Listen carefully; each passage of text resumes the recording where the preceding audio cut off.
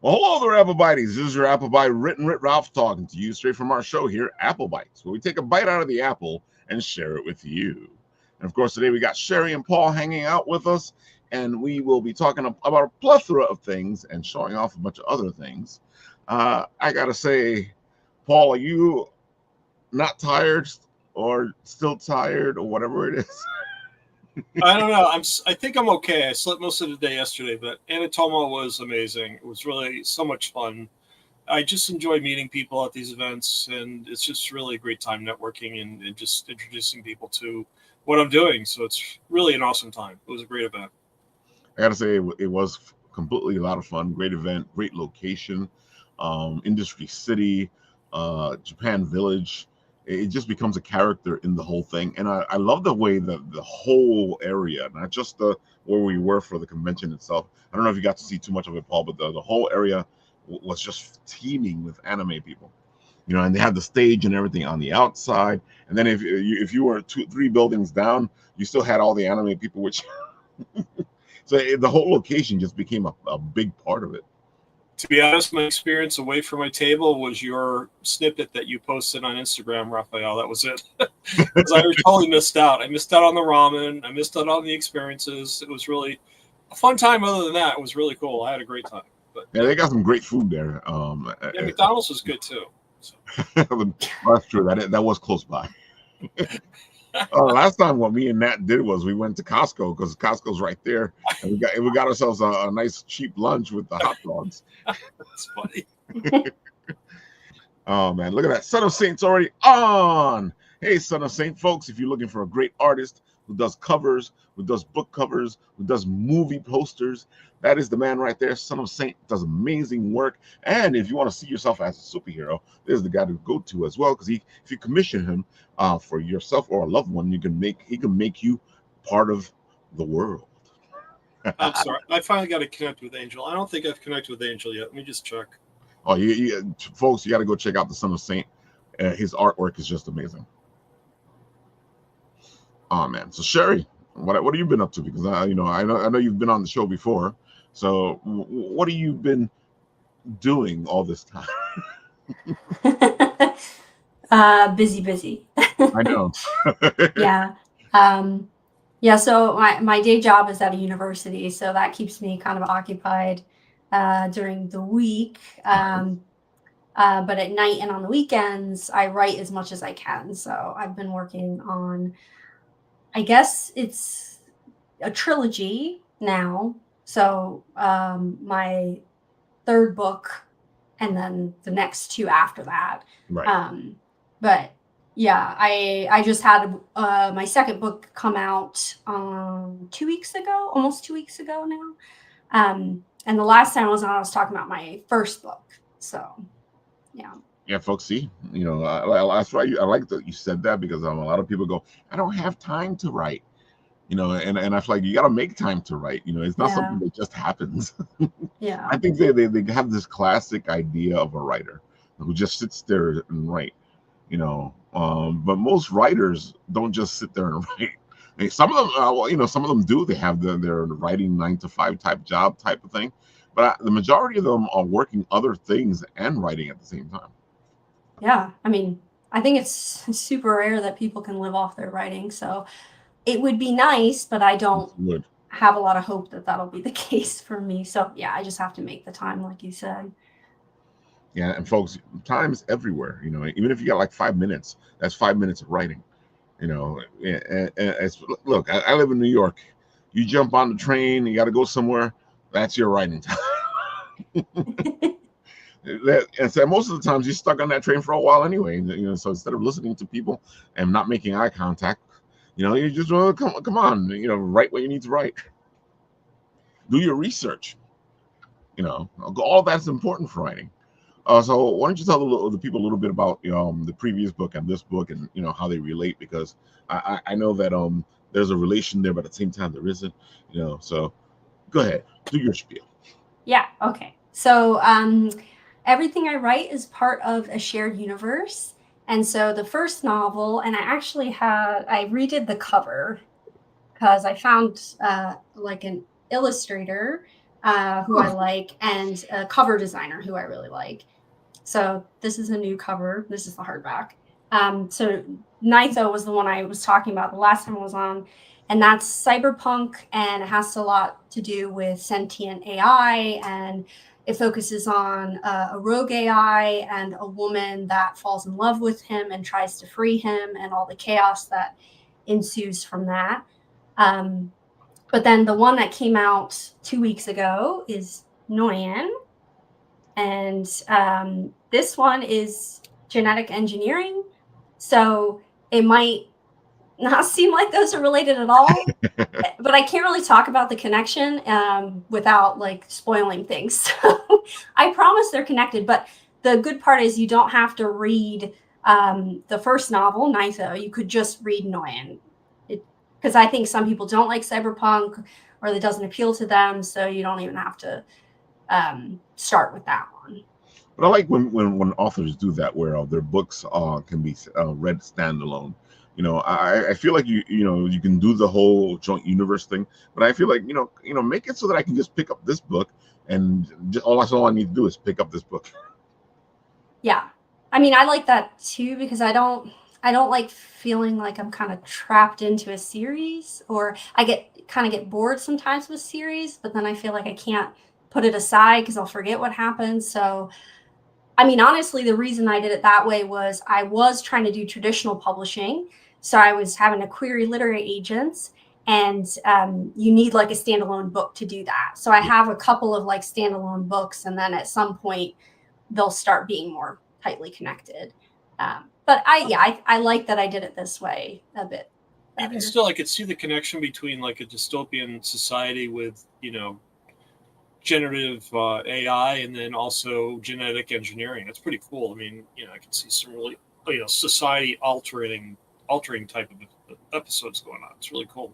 So yeah, there's definitely some thematic similarities, because I mean, I don't like, when I write, I don't focus on the themes so much. Mm-hmm. Maybe that makes me a bad writer, I don't know. They just kind of are there, and I don't even consciously think about them. But so Nitho happens on Earth, the cyberpunk one, but then NEUEN is on NEUEN, which is a different planet.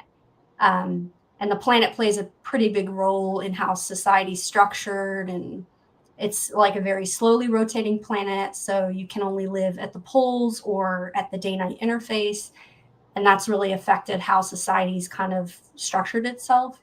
And the air is too thin to breathe, so they have to use these plants that have like engineered form of solid oxygen and nitrogen that sublimate, and that's how they can kind of breathe outside their little tents, the nomadic people. So I like that you've actually thought through all that, because that you have some authors that don't think anything about that stuff, and it's integral to their world, and you're sitting there going, aren't you gonna like at least tell us what's going on here? It's like, come on.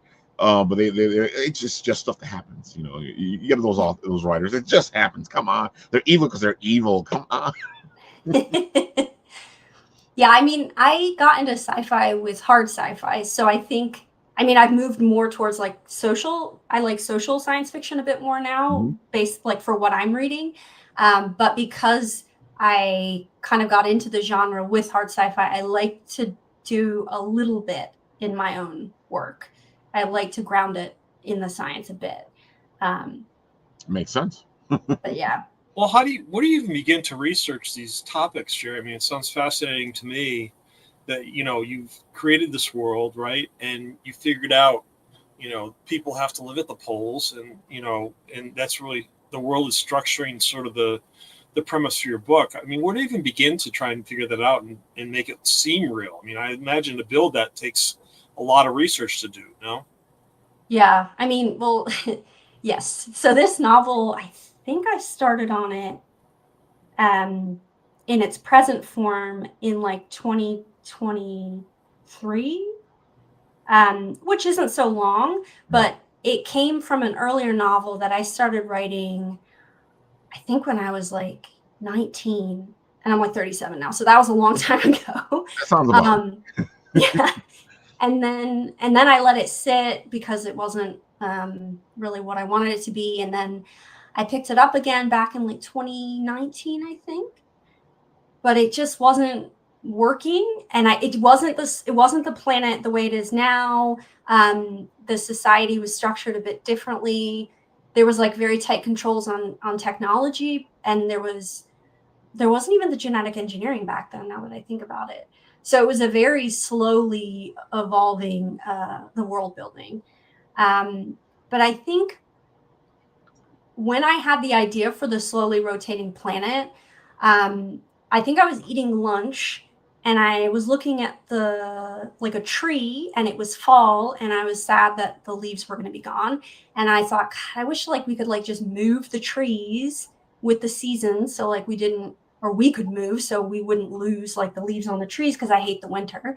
And then I think that's what kind of gave me the initial idea for that part of the world building. And it's usually moments like that. Like nowadays, it's usually when I'm on my bike, because I bike to work. And so I'm thinking for like 40 minutes or whatever. And back then it was when I would walk or eat lunch, just kind of let my mind wander. But yeah, once I kind of decided like, oh, okay, it's going to be slowly rotating, then I actually had to do all the calculations to figure out like how slow is slow that these people, because there's nomadic tribes that live on the day-night interface, like how slow does it have to be that they could actually keep up? Like, do they have to move every day? I didn't want them to move every day. I wanted them to move like once a week, about 1 kilometer a week. And so I had to do the calculations for that. It was fun. Yeah. And see, I like that you're saying all this, because I feel like a lot of people, they have this other idea of writing. You know, I think they think you just sit there and you just write, you know, and that's part of the process. But there's this whole research aspect of things. There's so many aspects that people just don't seem to get when it comes to writing, and it's kind of simplify it into one little thing. Because, you know, they go, oh yeah, you just sit there and you write. No, sometimes you got to do the research. So you, especially if you're writing a story where that research is important to it, you know, like your whole slowly turning planet is important to your story. So you need to know all the stuff that you're asking. These are important questions. And it's funny because I feel like as a dungeon master who plays D&D, these are the things that ends up happening when you start to create your own worlds. You know, you need to know all this stuff that people go, why do you need to know that? You know, and it's because most of the times what happens is somebody's going to do something. One of the players is going to decide to go in a direction that, and if you're not ready for it, you're going to be all out in left field. So you have to know that kind of stuff. That's when you make up the things and the monster crits the player, and you don't have to worry about it anymore. You're good. I used to DM, and so yes, I agree. Like it was great. It was a great experience because it forced me to get good at improvising, and I'm awful at improvising. Well, I think I'm better now. But yeah, it was crazy. It was like I would have to prepare for like 6 hours for like a 4-hour game, because you just have to be ready for anything. Mm-hmm. Oh, definitely. And it's funny because and I started to use that as a way to teach writing, because I would tell people, well, if you're doing D&D, then I was able to explain it a little bit better, which is the whole idea. You're creating this world, so you know, as a writer, you're putting things together, and you start off by playing in somebody else's sandbox, and as you become the DM that does their own worlds, you use all that knowledge you learn, because now you know how the world is supposed to work together, and you need to make sure that works in whatever story you're doing, and all this little bits and pieces work. And sometimes you know this, we write stories, and we don't use everything, which is when you were saying the whole thing, like I thought about this when I thought about the story when I was younger. It makes total sense to me, because we do that all the time. We'll do a story, we'll put it in the back, we won't think about it, and next thing you know, years later, we're like, wait a minute, that story, you know, this might work with this and this might work with that, you know. And it's always important to, you know, to keep writing, to keep doing what you're doing, because you never know what's going to work where. Whatever idea, if it fails for that moment, it may be that it's not where it's supposed to be. Yeah, I agree. And sometimes it's frustrating, like, you think, for example, like if I submit a short story and it gets turned down by one of the magazines, I'm like, ah. But then usually I go back and I look at it and I make the story better. And so it's like, well, okay, maybe it had to get to this point because now the story is more solid. So, and I think all the rejections I got from literary agents were actually good because it let me come up with so many more stories to include in the shared universe. And now I'm just going to do it all myself because then I get total control. And I prefer that now that I sort of know what I'm doing. So you're saying persistence and resilience are definitely part of what you need to have when you go into this type of writing profession. Oh, yeah, definitely. And thick skin. Yeah. Like rejection. I mean, I'm good with criticism now because with my science, I had to deal with it a lot because when you write like research papers, you get reviewers and you get a lot of feedback, and some of it can be pretty harsh, but it is a little different trying to get a thick skin for my creative writing because it's like, my heart and soul are going into it. Whereas my science, it's like, that's fine if you didn't like it. But if it's my creative writing, it's like, oh. But I think at this point, I mean, I still get disappointed when I get rejections for short stories. But yeah, it's not like, oh, I'm like sad for like a day anymore. It's like I'm sad for like maybe 15 minutes and then maybe an hour. Depends how excited I got. I'm sad for an hour. Yeah, but it's funny though, because what ends up happening, and I'm the kind of writer that writes for myself. So somebody will read something of mine and they'll be like, oh, I didn't like it because of this and this. And I go, oh, fascinating. And then I move on. I didn't write it for you, so it doesn't matter to me. That Yeah. And besides, I say worse things than anybody else has ever told me. Yeah. I rip into myself way worse than anybody's ever ripped into anything that I've written. But I always find the same thing when it comes to what I've written. It's that I sit there and I go, it just means that this isn't for you. You didn't. The piece just didn't register with you. It just didn't come with you. So that means that it is not just your thing. And then you have people who are like, well, yeah, I like this type of stuff. I'm like, yeah, but I know what you say about Star Wars, so I'm not gonna take you. Yeah, because these are the same guys that love Star Wars and they rip into it, and you're like, I thought you liked Star Wars. Oh, but you gotta understand, Ralph. That's the thing about the creative fields, though, right? I mean, I saw this in art school. It's so subjective, and you don't know who you're going to hit at what time and what they're thinking, and it's just like, I don't know. I wish sometimes it was more cut and dried, and someone just really approached it from that mindset.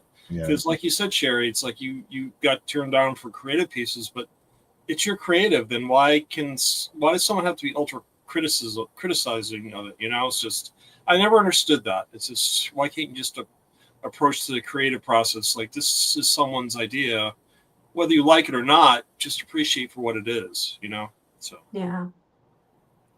Yeah, I don't it is so subjective for sure.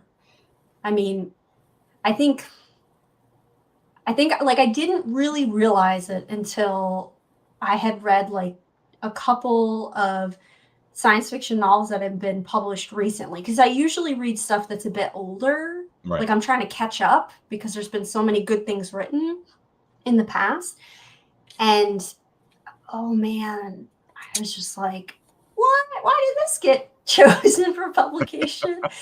Oh, I have those thoughts. Okay.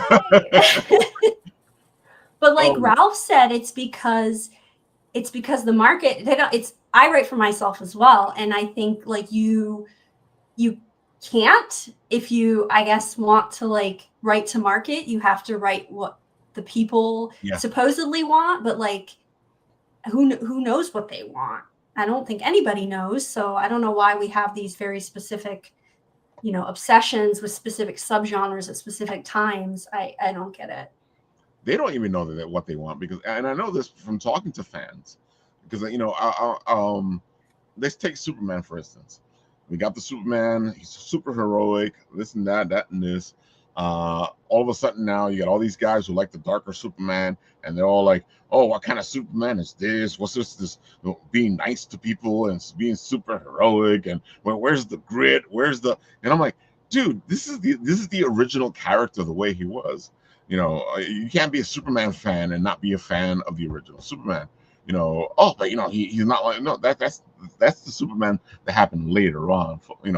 That's the one that happened in the 80s where everything became dark. Yeah, I mean, George Reeve. I'm not even talking Christopher Reeves. I'm talking George Reeve, and he was the biggest cornball Clark Kent Superman going. It was great. I loved it. It's just really cool. It's kind of like the Adam West Batman. That's still one of my favorite Batmans ever. So, I gotta ask you, Sheri, have you run into the fans yet? And have they gone in these directions where they tell you what they think the character should be doing, what they shouldn't be doing? I have had a couple of people email me, and I have one reader that emails me like for everything I write, which is awesome. Like awesome. That is what drives us all creatives. We love that. But I haven't had anybody yet say like, "Oh, you should have done this." So we'll see. Everybody's been pretty positive so far, or their criticisms were ones I expected. Like, there's a big twist in NEUEN, and I know half the people will hate the novel because of it, and half the people will love it. And I knew that going in. And so when people say they didn't like it because of that, I'm like, well, of course, I know. I saw that one coming. It is difficult, and one of the first things I like, especially when we're talking writing, one of the first things I say is you got to know who you're writing for. If you're writing for yourself, then that's a whole different type of writing. If you're writing for an audience, then that's a lot of research. That's a lot of trying to figure out what the audience is going to want. And even Hollywood has a lot of trouble with that stuff. Even the book publishing guys have a lot of trouble with that. They always think they know stuff, and it's always funny to me because then they get upset when the audience doesn't buy whatever it is they thought the audience should buy. And I'm like, dude, just because you think they should buy it doesn't mean they should buy it. Yeah. Just because you think they're gonna like it doesn't mean they're gonna like it. I mean, I know they put a lot of effort into trying to figure it out, but at the same time, I think they oversimplify people. They do. Oh, they definitely do. And you can see it a lot in Hollywood, because they're like, oh, if we put this and this and this in it, they'll come and watch it. And then when they don't come and watch it, they get upset. Or they'll say, oh, they're being racist, or they're being whatever it is. And I'm like, first of all, is it a good movie? Is it written well? And they're like, of course it's written well. Of course it's a good movie. And you sit there looking at it going, no, it's not. It's a formula movie. They made a formula movie instead of making a creative story. That's the problem. I mean, that's what happened to all the Marvel movies now. I just roll my eyes at them. It's just like, I give it 5 minutes, I usually turn them off. Yeah. It's the same old thing over and over again. It's like, come on. And they're like, well, why isn't anybody watching them anymore? It's like, because we've all gone tired of this. Like, move on, do something new. It's too formulaic. But and they don't understand that whole it's too formulaic. Yeah. It's like, we did the research. You should like this. We put all the things that you might want to like in there. And I'm like, but it's the first thing we learn as creatives is that not everybody's gonna like what and I try to ingrain that into everybody I talk to who wants to be a writer or a creative person. Not everybody's gonna like your stuff. Just deal with it. Yep. Oh. Okay, Sheri, you didn't have a Kickstarter, but I just bought Nitho, so it'll be great for my vacation. I'm looking forward to it. I gotta say that I love the fact that you went with the new cover artist. Because now your books look like they follow each other. Yeah, because a nice uniform look. Yeah, I was like, this is gonna get so complicated later, like trying to figure out what books are exact sequels of others.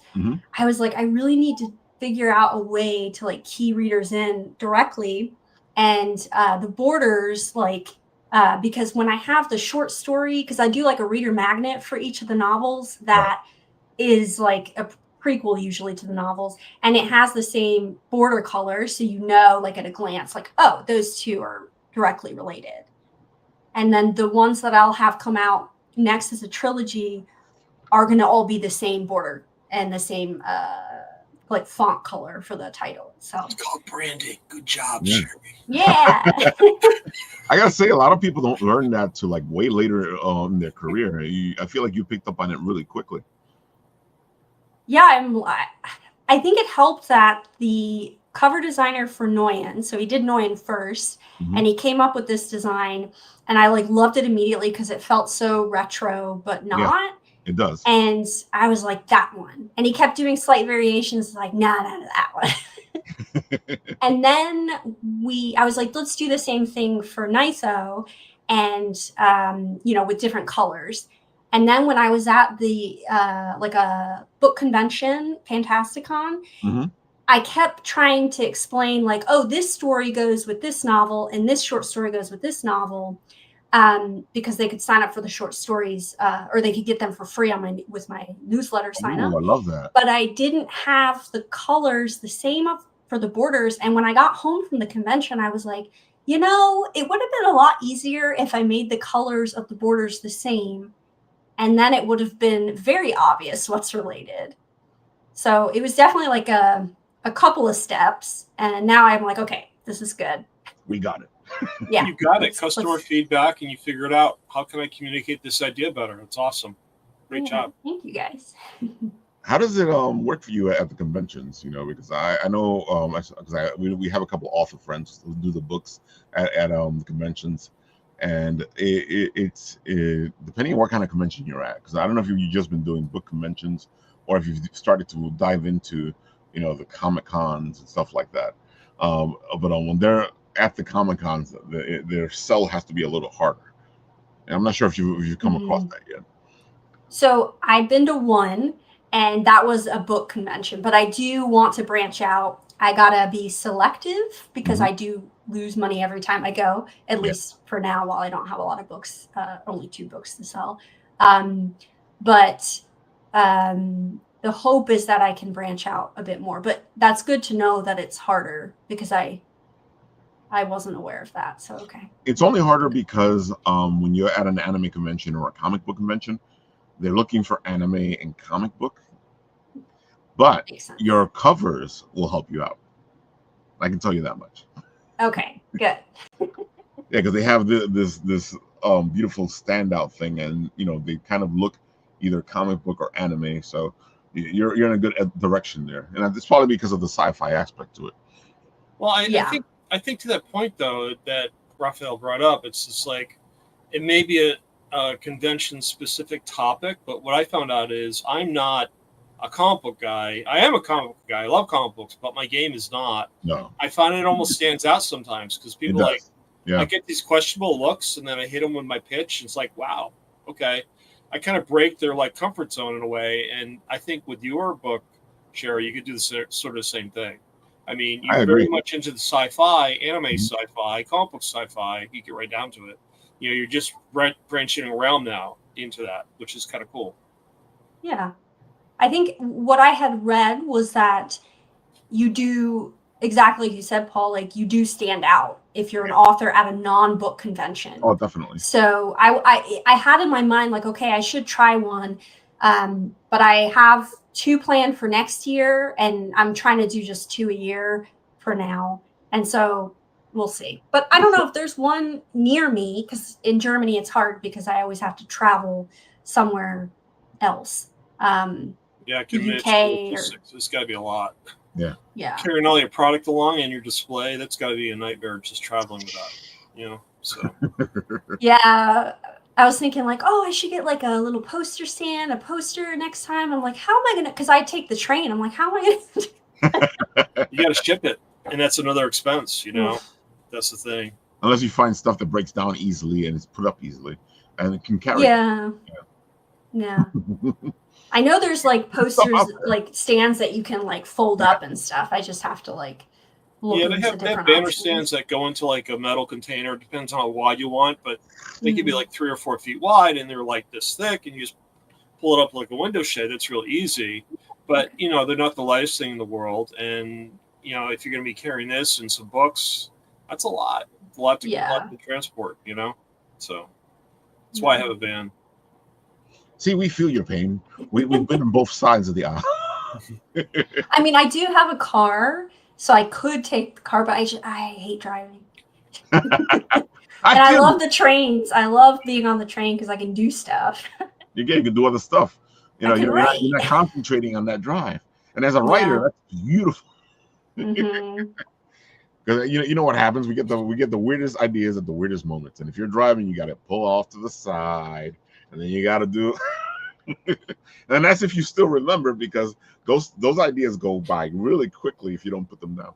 Yeah, I use my notes app on my phone like crazy. Sometimes I'm on my bike and I'll stop and take my phone out because it's true. I'll forget it like within like 10 minutes. Like, wait, what? What was it? Yeah, no, I completely feel you. I've done it before. Especially when you wake up in the middle of the night. I'll remember in the morning. No, you won't. No. No, you won't. And then you're like, damn, that was the greatest idea I've ever had. What was it? I hate when that happens. I wake up, go back to sleep, I'm shocked for the next day. That's all right. I also find especially like with what Paul is doing, he's going in costume. He's one of his characters from the Time Enforcers, and that seems to help out too, because you kind of stand out from everybody else because you're in costume. Yeah, I think one of the best cons I've had so far is when my wife attended with me and she dressed up as Amelia Earhart. She looked awesome. And people recognized who she was right away. Whereas I keep getting like, "Are you Doc Brown? You Einstein?" It's like, no, I'm not. I may look like them, but I'm not. So that's right. Yeah, well, when you had your shorts on for the anime convention, I was like, "Hey, man, there you go. All you need is a Pokeball, and you can be a professor." I can't tell you how many times I changed costumes at a convention. Just like it's so funny. But as we love conventions, it's a great place to actually be introduced to other people. And I agree with you, Sheri. So you have a couple more books. It's more of a networking type of event for you. Yeah, you can make money, but it's more of a networking type of event. Yeah, and I love that aspect of it. I only have gone to one, but it was a lot of fun. Yeah, agree. It really motivated me because it can get lonely and discouraging, and it's like, oh no, this is good. Yeah, I almost miss doing them now because just like I like going to the event. It's really a great way to meet new people, introduce your ideas, and I think people get disappointed they don't sell a lot, but you got to realize if you're asking $10 or $20 for a book or a piece of merch, whatever that is, that's $10 or $20 that people can't spend on someone else. So people tend to be very selective of what they purchase. So you have to go in realistically. I may not make a ton of money at this, but it's really about meeting the people at this event and getting my product, So yeah, definitely. And that's what you do. You build a new audience. Even if somebody doesn't pick up your book, you've explained it to them. And you don't know if that person's going to go, I'm going to go look for this person. Because, I may have not bought the book there, but I want to see what it is now.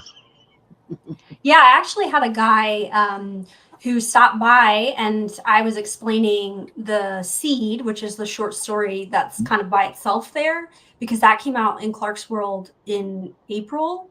And I guess maybe he knew Clark's World magazine. But anyway, I was saying it was Dying Earth style, and then he didn't know what that was. So I was explaining it a little bit to him, and he was really interested. And I said, you can read it for free because everything on Clark's World is free. And then later he emailed me and said he really enjoyed it and he was going to buy NEUEN because he said NEUEN was more his style. So than NISO. And I was like, that's fine. And I know we talked about it was this. great. I know we talked about this in the green room, but you change up your style like I do, because I just can't keep writing the same thing over and over. I can barely write anything more than a short. So I can't completely feel you, because I've tried writing a novel a couple of times and it really hasn't worked out for me. But I can write short bits and pieces of story. So that's what I do. I write shorts. And so I completely understand when you're saying like you don't want to stay in the same genre. You don't want to, because sometimes it does get kind of like too much, especially when you're writing a novel. So it's even a bigger thing for you. Yeah. I mean, I don't know. I kind of started writing novels. So I actually think short fiction is the hardest. That's so funny. We're on different ends of the spectrum, man. Yeah, because it's like every word has to matter, Yeah. and like Hmm. you only have so much space, and especially, okay, I've only written short stories. I can't even imagine like flash fiction. I would never be able to do that. I'm not going to even try. But yeah, I think, like, I don't know, it's just I also don't have as much exposure to short fiction because Mm. I've read more novels. So Yeah. now I'm trying to read more short stories so I can understand that genre better, because I'm starting to submit to magazines more. And yeah, so we'll see. Maybe it'll get easier, but at first I was like, God, this is really hard. And it's funny because when you read the books, all the books that talk to you about writing, they go, write a short story first. And I'm sitting there writing a short story going, not everybody can do this. No. There's going to be people out there that are going to try to write a short and they're going to be like, I can't do this. Yeah. Because, especially because, and especially thinking like a DM, how much information you have, how much stuff you're utilizing to create even that little short story. Because I feel like people think, oh, so when you wrote this, that's all you needed, right? No. I, it's always funny to me because I can tell you things about these characters that have would never appear in anything, even if I wrote a novel. Yeah. You have like pages of notes. Oh, dude, one of my favorite things was watching J.K. Rowling because you got the feeling of that there's something bigger happening while she's writing everything. Because then, after she wrote the book, she started doing that thing where she would come and reveal, oh, this about the character or that about the character, because it's all the notes that we take about the characters that you don't get utilized in the story. Yeah, definitely. And it was one of those moments where you're like, oh, see, it's not just me. Everybody does it. Exactly. Because I know as DMs we do it, because you just have to have all those notes, especially if they go talk to the NPC that you don't think they're going to talk to, and you're like, uh-oh, and I'm like, yeah, but most of the NPCs are there, and if I wrote it as a story, they're there for a reason. Or you could always be like, actually, that's this NPC, and they wouldn't know. That's what I would do. That one before too, but sometimes it doesn't work, so you go, damn it. But I gotta say, like, and I've said it before, and I've talked about it a lot. Is I can't say enough of how much role playing on D&D and Vampire the Masquerade has really helped me when it comes to my writing. And it sounds to me like it's the same thing for you, Sheri.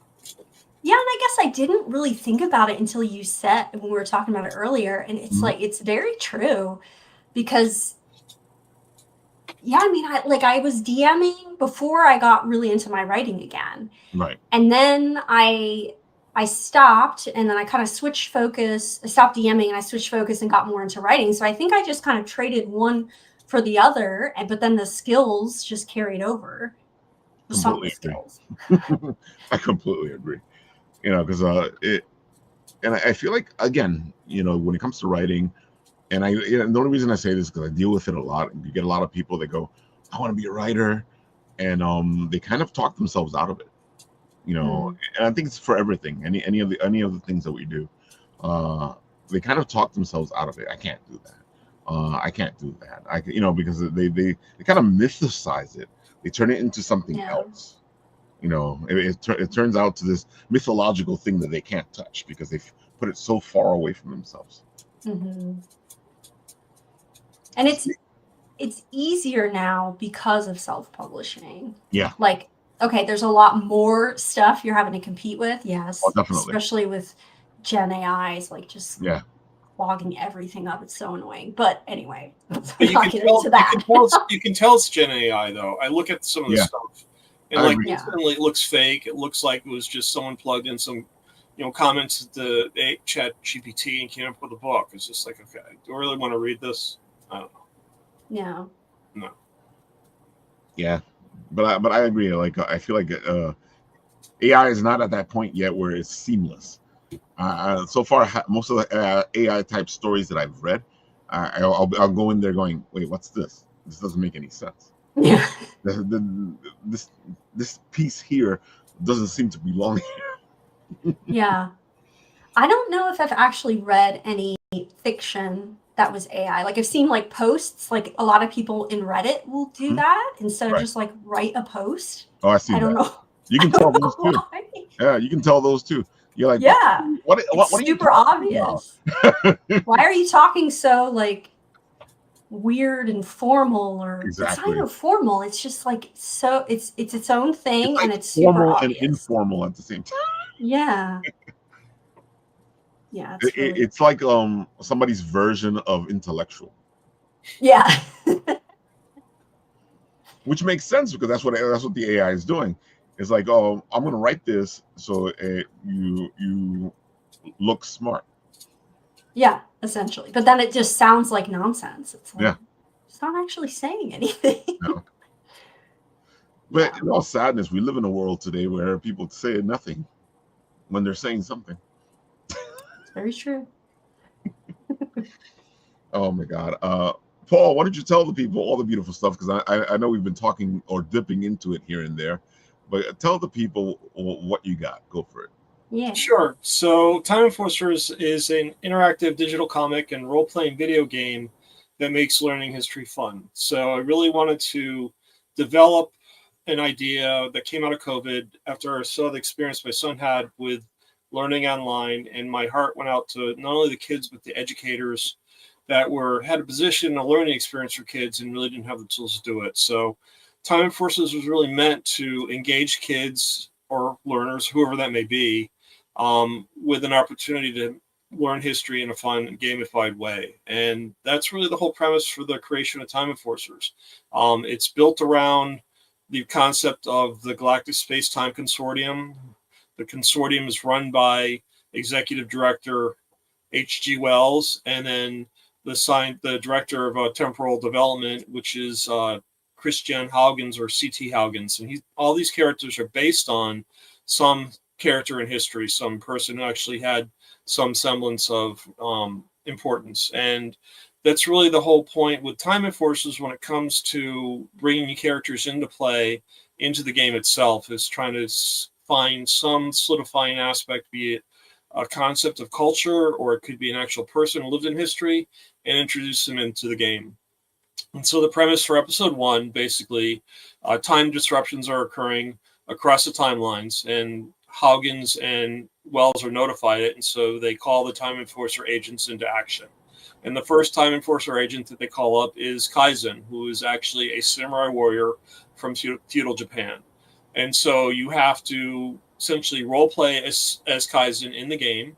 You have to use this device called the Chronoton, which is very much like a Pip-Boy from Fallout, which will allow you to time travel back to, as I get to date straight, 1453, so that you can actually find out what's happening around Kyoto at that time.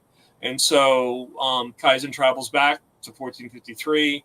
He tries and figures out what the disturbance are, and that's where the digital comic book starts to come in play with the game. So in addition to role playing, you actually have cutscenes that will allow you to see and hear what the characters are saying on screen. And when I say see, I have the typical thought balloons as well as word balloons going on. So it's really a game that's accessible to all learners and reading levels. And my wife, who is integral in helping me develop this, she is actually has a doctorate in psychology and works with kids who are disadvantaged at Fairleigh Dickinson University. So she's provided a lot of guidance for me in terms of how to make this truly an accessible program for those kids that might not be able to play some other games that might be more challenging.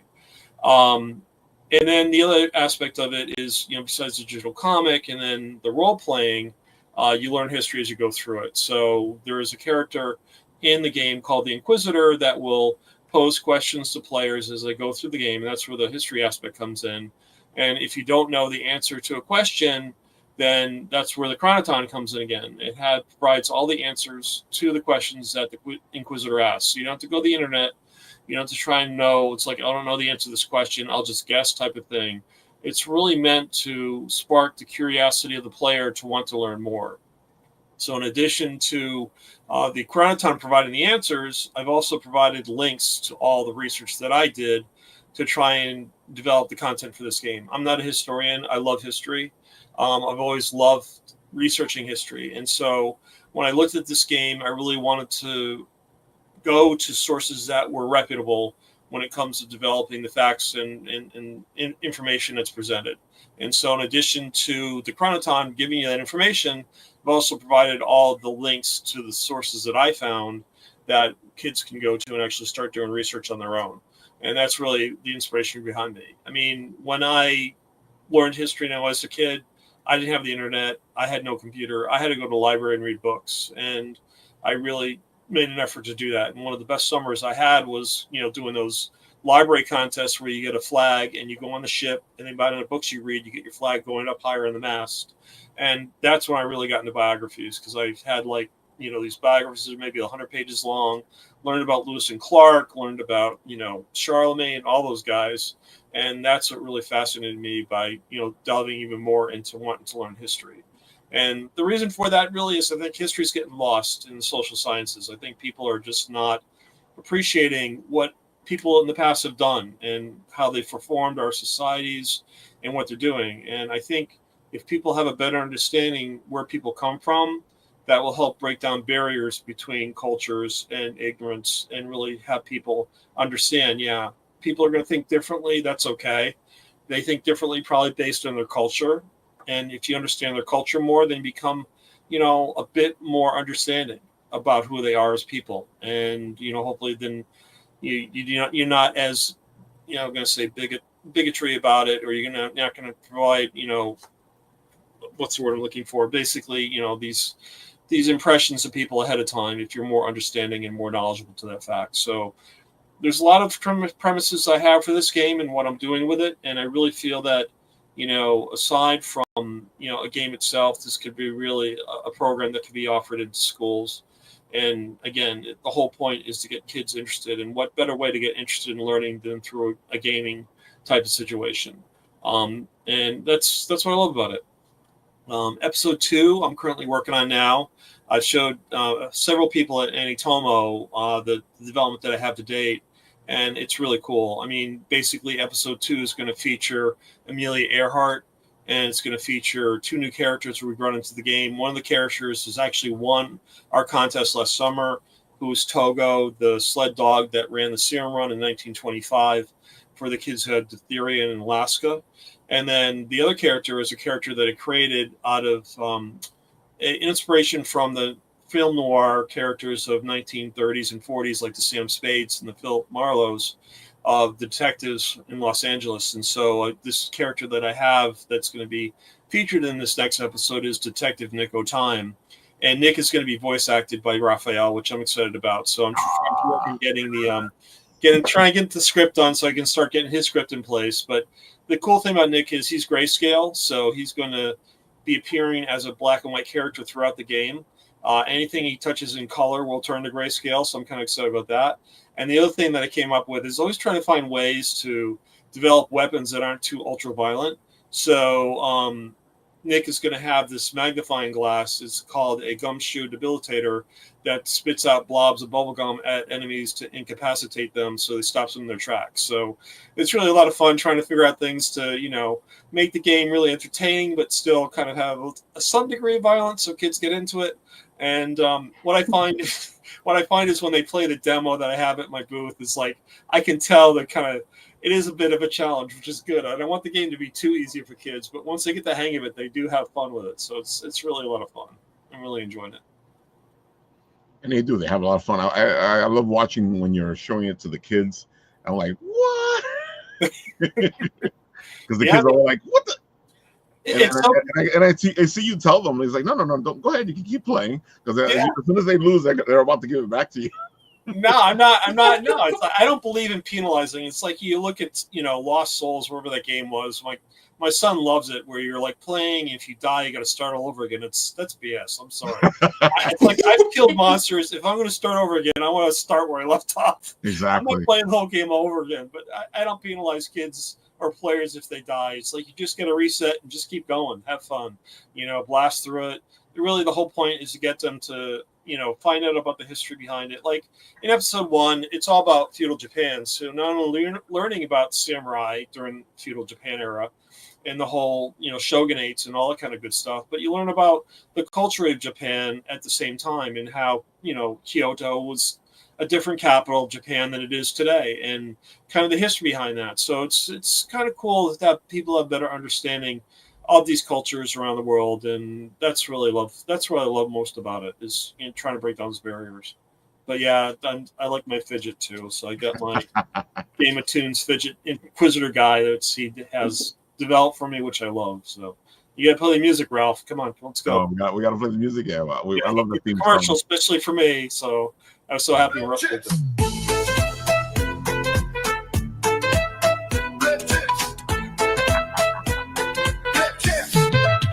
Flip chips.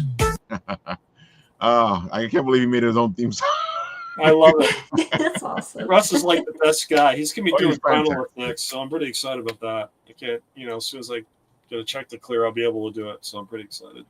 Yeah, because I like the fact that he's able to do this for people as well. Because if you got a character like he did it for my teddy bear superhero, and it's just fantastic. It was my first swag, and there's two things that when a writer is when you see your writing in print for the first time, or seeing your character made in some kind of way, it's just like amazing. Well, I go through all these like personal improvement courses, right? And they said, if you're gonna have a goal in life, you gotta think about that goal every day. And so with Time Enforcers, I brought it to life. I've got episode 1 going, but I think my next big goal, and I told Raphael this weekend, is by 2027, which I think is pretty ambitious, to have one of my characters as a balloon in the Macy's Thanksgiving Day Parade. So we'll see how it goes. I put the stake in the ground. It probably won't happen, but you never know until you never know who you're going to meet. And so I'm just going to start talking about it and just let everybody know I want a balloon in the Macy's Thanksgiving Day Parade. I think Kaiser would be so cool. Even Chrono would be cool. I mean, he's got the big green bulbous head. It's so much fun. So. The Shadow Rabbit did a fantastic job with this. Oh, you're kidding me? I don't know if I could sell it. I mean, I put it on the table. I'm wondering if people will ask me how much it is, but I don't know if I can sell it. I just love it so much. It's like you said, Raphael. It looks like his kilt is flowing. It almost looks, like it's real. It's just so cool the way he did it. So I love it.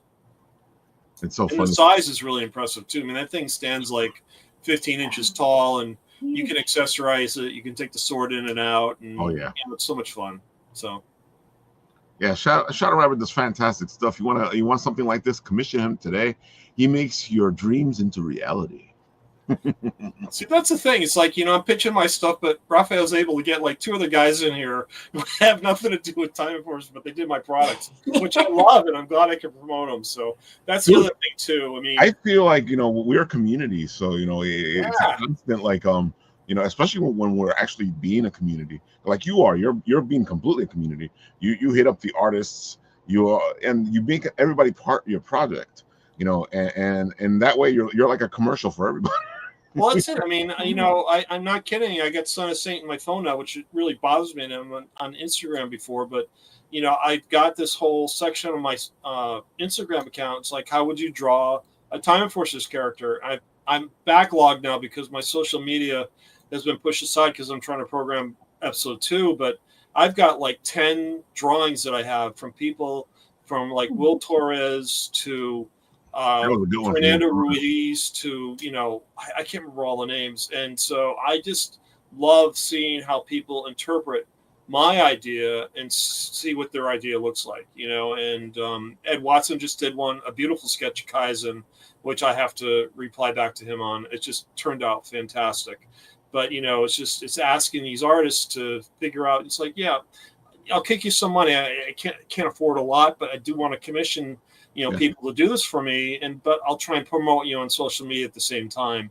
And I think, understanding that, like you said, Raphael, rising tides raises all ships.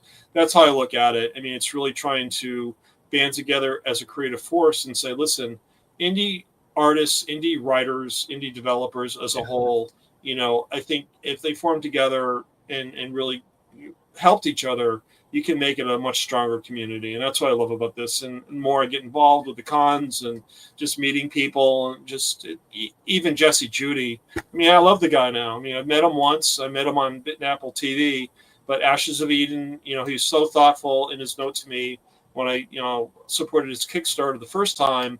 And I know getting the second Kickstarter for him, I'm happy to throw money at him. So it's just, I just love doing this sort of thing. I just wish I was a multimillionaire and I could just throw even more money at people, which would be great. So speaking of Ashes of Eden, there it is right there. Jesse Judy was supposed to be here tonight, but he wasn't able to. So we'll say something about his piece right here. Ashes of Eden, fantastic piece. You like your sci-fi with some video game elements in it, with some Mega Man, Final Fantasy, anime. This is the book for you. This art looks fantastic, and you guys need to go support this. Go pledge, and you can even get the special cover where you can do that thing that happened in the 90s where you can make it move. Yeah, I went for the lenticular cover level. That was awesome. I'm happy you said the word because I wasn't going to try it. Yeah, lenticular. I got it the second time much better. It's kind of like Enigma. I can't say that ever, so it's all right. Yeah. I already know which words I should avoid. So. I'm going to make it easy for you guys. I'm going to stick this into the comments section so you guys can go support it. He is doing pretty well. He has funded, which is always the best place to be. Once you fund, you get to relax a little bit, but that means that you still have to work hard to get your project out there. And this is fantastic. If you love video games, if you like anime, you like sci-fi, this will be right up your alley. Yeah, like I said, I got issue 1. I loved it, so I'm just waiting for issue 2 to come out. It'd be great. So excited. It'll be a lot of fun. And Jorge Medina's right there in the audience. He's going, first he was like, hey, this sounds like fun. How goes it, everyone? Then he was like, now that's stuck in my head. Yep, the Blip Chip song is always stuck in my head. That's Russ's fault. All right. No, it's not mine, believe me. But of course, I'm going to take this moment now to do a shameless plug. I gotta say, Jorge, you just made this too easy for me. Every time I see the shameless plug, I want to go make a little shameless plug, and here it is.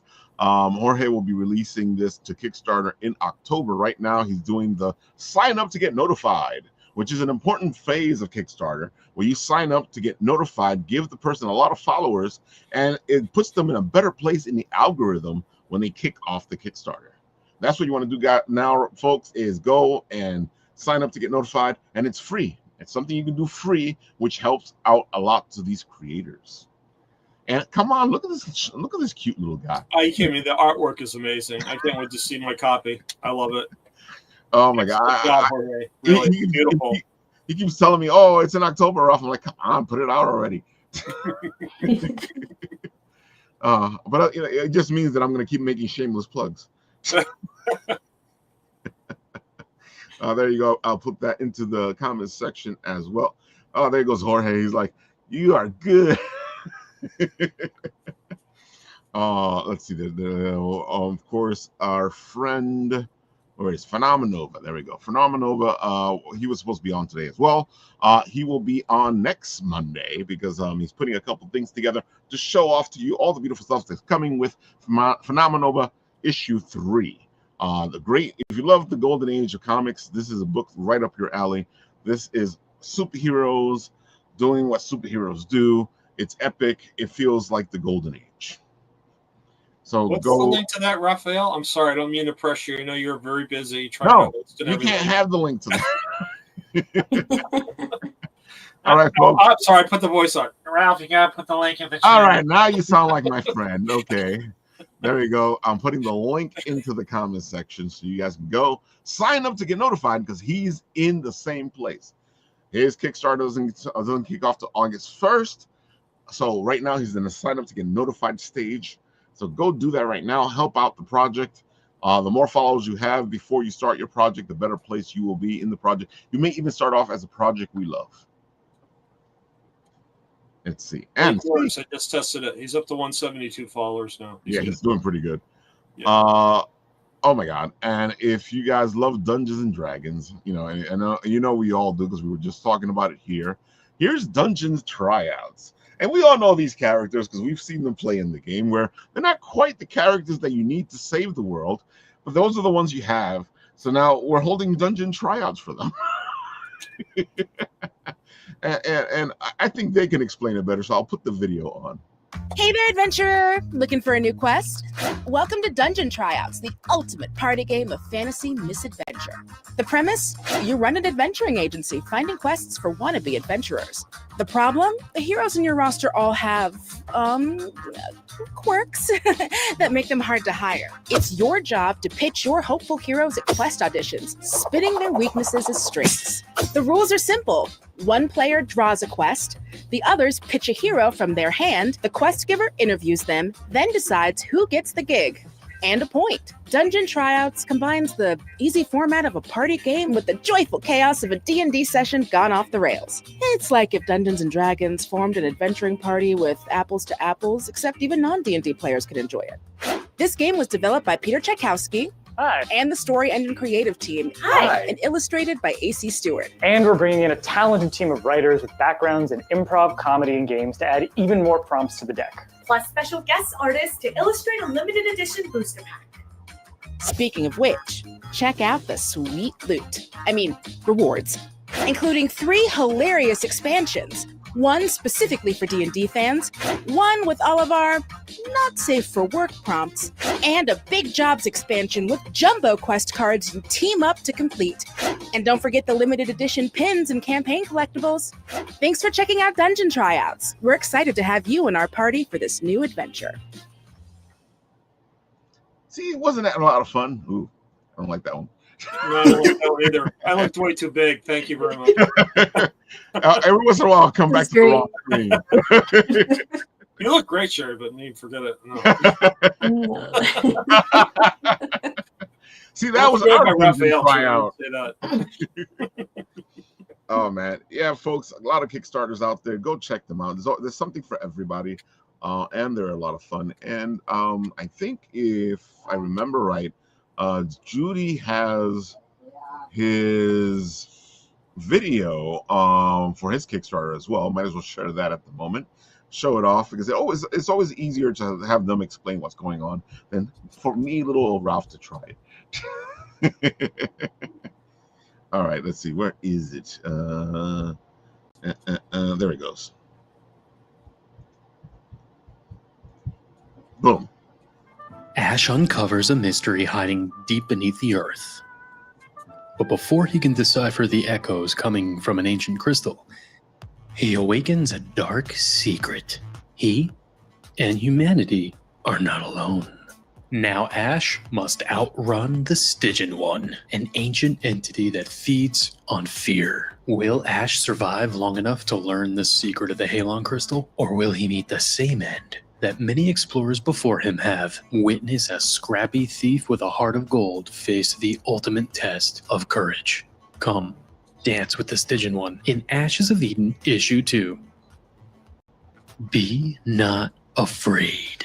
Hi, I'm Jesse Judy, writer and creator of Ashes of Eden, the post-apocalyptic comic book journey about a boy and a girl who stand up for what's right, even when they're told that they're wrong. With our last campaign success, we brought Ashes of Eden 1 to life by 200%ing our funding goal, earning the Kickstarter Projects We Love award, and working hard to hit a rare 100% fulfillment for you on our first outing.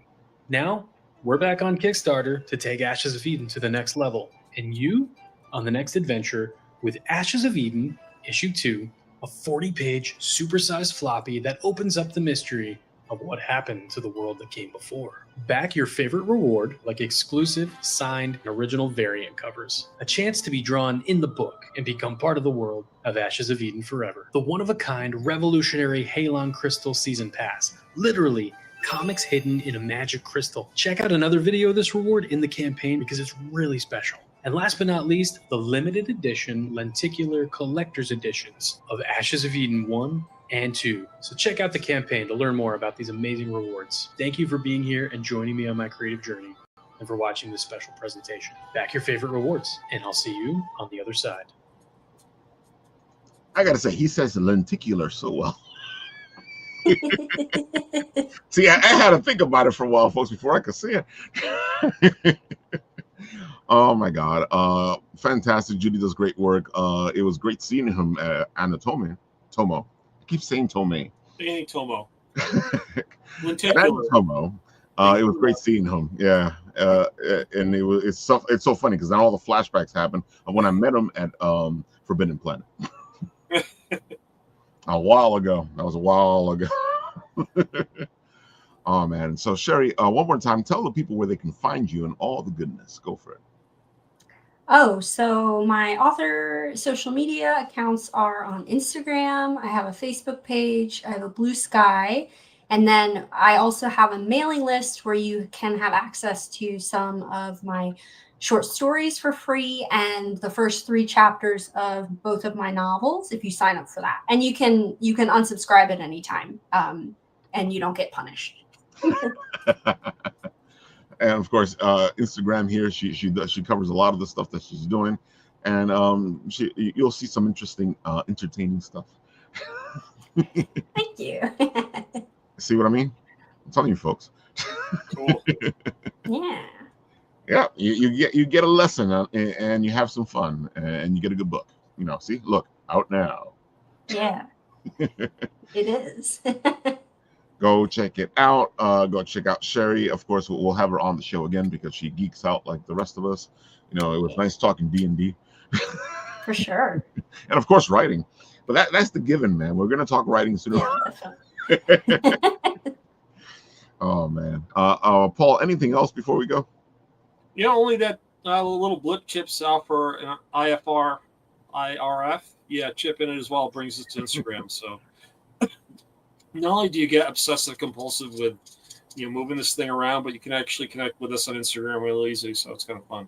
If you want to get our game, it's available on Mac, PC, iOS, Android.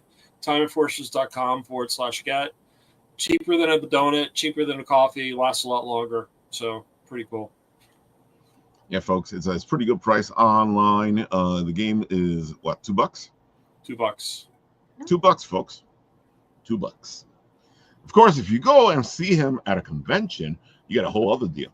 Oh, forget it. I give so much stuff away. It's unbelievable. Can't help it. I just love giving my stuff away. I didn't charge more money for it. That's all right. I got to say, though, that I love the fact that Game of Tunes put the whole thing in the fidget so that you can put it on your phone and it takes you straight to the game. Yeah, it's right to Instagram. No problem. You get the updates and episode 2 coming out. So I'm pretty excited about the developments of this. It's going really well so far, and I'm really hoping to get this out within the next 6 months. Should be really cool. So it's going to not only RPG is going to be beyond. It's going to be Galaga, so you fly like Amelia Earhart in Galaga, but it's also going to have RPG for Togo, Nick, Amelia, and they got to rescue Kaizen. So those 4 characters are going to put in an RPG game, which is kind of cool. So it's a big effort, but I'm looking forward to it. It should be a lot of fun. There you have it, folks. And of course, on this show, when it ends, I do this.